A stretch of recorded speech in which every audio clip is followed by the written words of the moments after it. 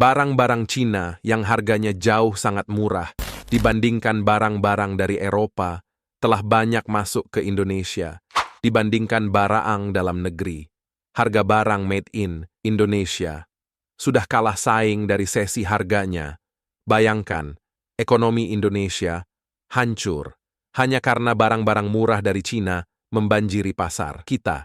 Sementara itu, Thailand berhasil bangkit dan melawan serbuan yang sama dengan kebijakan cerdas dan inovasi. Apa yang Thailand lakukan sehingga mereka bisa keluar sebagai pemenang?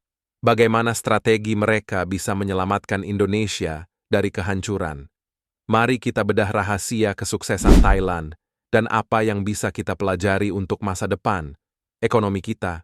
Banyak negara lain menghadapi tantangan besar, menangani gelombang barang murah impor dari Cina.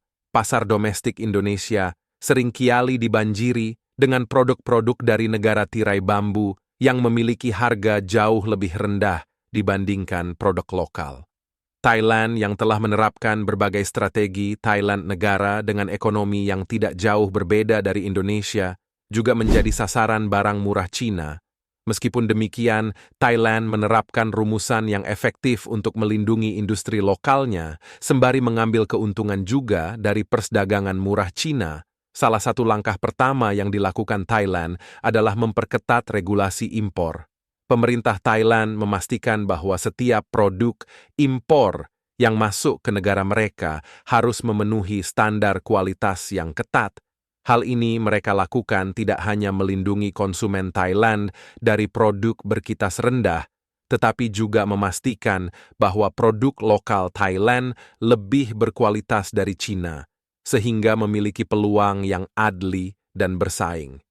Indonesia bisa menerapkan langkah serupa dengan memperketat standar kualitas produk impor dan meningkatkan pengawasan di pelabuhan, sehingga barang-barang yang berkualitas rendah tidak diseludupkan ke tanah air.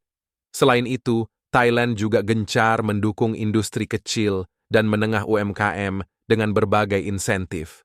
Pemerintah Thailand menyediakan fasilitas pinjaman dengan bunga rendah, pelatihan teknis, dan akses ke pasar yang lebih luas. Bagi pelaku UKM, kebijakan ini membantu mereka untuk meningkatkan daya saing dan kualitas produk mereka, sehingga produk lokal mereka bisa bersaing dengan produk impor. Indonesia dapat meniru langkah ini dengan memperkuat dukungan terhadap UKM melalui kebijakan fiskal yang menguntungkan seperti pelatihan yang relevan dan akses ke teknologi modern. Jika pemerintah menginvestasikan ini terhadap UKM, tidak akan ada ruginya. Perlu kita ketahui bahwa saat ini UMKM berperan besar terhadap perekonomian Indonesia. UMKM menyerap 96,9% dari penyerapan nasional dan penyumbang terbesar bagi PDB kita. Thailand juga berhasil memanfaatkan perdagangan bebas dengan Cina untuk keuntungan mereka melalui ASEAN-China Free Trade Agreement (HFTA) Thailand, menegosiasikan kesepakatan yang memungkinkan produk mereka masuk ke pasar Cina dengan tarif yang lebih rendah. Hal ini membuka peluang ekspor yang lebih besar bagi produk-produk Thailand. Indonesia bisa mengambil pendekatan yang sama dengan memaksimalkan keuntungan dari perjanjian perdagangan bebas yang sudah ada sambil tetap melindungi sektor-sektor yang rentan dari dampak negatif impor murah. Thailand juga mempromosikan kampanye nasional untuk mendukung produk lokal mereka, sehingga berhasil membangkitkan rasa bangga konsumen terhadap negeri melalui media yang masif. Konsumen Thailand diajak untuk meliuk lokal yang berkitas tinggi sebagai bentuk dukungan terhadap perekonomian nasional Indonesia. Bisa meniru strategi ini untuk mendorong masyarakat untuk lebih memilih produk buatan Indonesia. Indonesia juga harus belajar dari kebijakan Thailand. Diversifikasi ekonomi Thailand tidak hanya bergantung pada satu sektor ekonomi, tetapi terus berinovasi dan mengembangkan sektor-sektor baru seperti teknologi dan pariwisata. Diversifikasi ini membuat Thailand lebih tahan terhadap guncangan internasional, termasuk banjirnya barang impor murah dari negeri tirai bambu tersebut. Indonesia dapat memperkuat upaya diversifikasi ekonomi dengan mengembangkan sektor-sektor potensial lain yang dapat menjadi sumber pertumbuhan ekonomi baru. Sebuah studi kasus dari Thailand yang patut dicontoh adalah keberhasilan perusahaan makanan ringan Tao Kai Noi menghadapi persaingan ketat dari produk impor Cina. Perusahaan ini fokus pada inovasi produk dan pemasaran kreatif. Mereka berhasil menarik minat konsumen lokal dengan produk berkualitas dan branding yang kuat di Indonesia. Perusahaan seperti PT Sido muncul dengan produk jamu dan herbalnya bisa mengambil pelajaran dari strategi ini untuk bersaing dengan produk impor. Thailand telah menerapkan kebijakan yang lebih ketat, regulasi impor dibandingkan Indonesia. Contohnya, Thailand memiliki sistem inspeksi yang canggih di pelabuhan untuk memastikan semua produk impor memenuhi standar kualitas dan keamanan.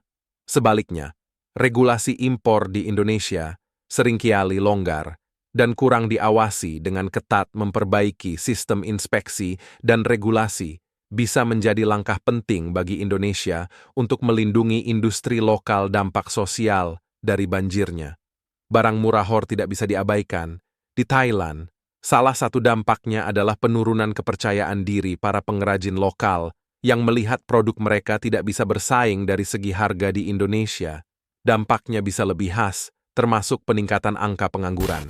Karena industri lokal yang kalah bersaing terpaksa mengurangi tenaga kerja, memahami, dan mengatasi ampak sosial. Ini sangat penting, merumuskan kebijakan yang tepat. Data statistik menunjukkan bahwa volume impor dari China ke Thailand meningkat setiap tahunnya. Namun Thailand berhasil menstabilkan pertumbuhan industrinya melalui kebijakan yang tepat. Sebaliknya, data dari Badan Pusat Statistik BPS Indonesia menunjukkan bahwa volume impor dari China terus meningkat tanpa diimbangi dengan pertumbuhan industri lokal yang signifikan. Menggunakan data ini bisa mengidentifikasi sektor-sektor yang paling terpengaruh dan merumuskan kebijakan spesifik untuk sektor tersebut. Para ahli ekonomi di Thailand, seperti Prof. Supachai Panikpakdi, mantan Direktur Jenderal WTO, berpendapat bahwa kunci keberhasilan Thailand dalam menghadapi barang impor murah adalah kombinasi dari regulasi yang ketat dan dukungan kuat terhadap inovasi lokal di Indonesia. Para ahli seperti Dr. Faisal Basri juga mengemukakan pentingnya inovasi dan dukungan pemerintah terhadap industri lokal untuk bersaing di pasar global. Selain Thailand, negara seperti Vietnam juga berhasil mengatasi tantangan serupa dengan mengembangkan sektor teknologi tinggi dan meningkatkan daya saing industri manufaktur mereka. Pelajaran dari Vietnam menunjukkan bahwa investasi dalam teknologi dan infrastruktur bisa meningkatkan efisiensi produksi dan mengurangi biaya, sehingga produk lokal bisa lebih kompetitif di pasar internasional. Implementasi kebijakan yang berhasil di Thailand bisa menjadi inspirasi bagi Indonesia untuk mengatasi tantangan serupa dengan mengadopsi regulasi impor yang ketat, mendukung UKM, memaksimalkan perjanjian perdagangan bebas, mempromosikan produk lokal, dan mendiversifikasi ekonomi. Indonesia bisa mengurangi dampak negatif dari banjirnya barang murah impor dari Cina, sehingga memiliki value bersaing tinggi saing. Itu Indonesia juga perlu mengembangkan strategi jangka panjang yang berfokus terhadap pendidikan dan keterampilan tenaga kerja untuk bersaing di pasar global. Dengan belajar dari pengalaman Thailand, Indonesia dapat menyusun kebijakan yang efektif yang diakibatkan oleh barang murah impor Cina.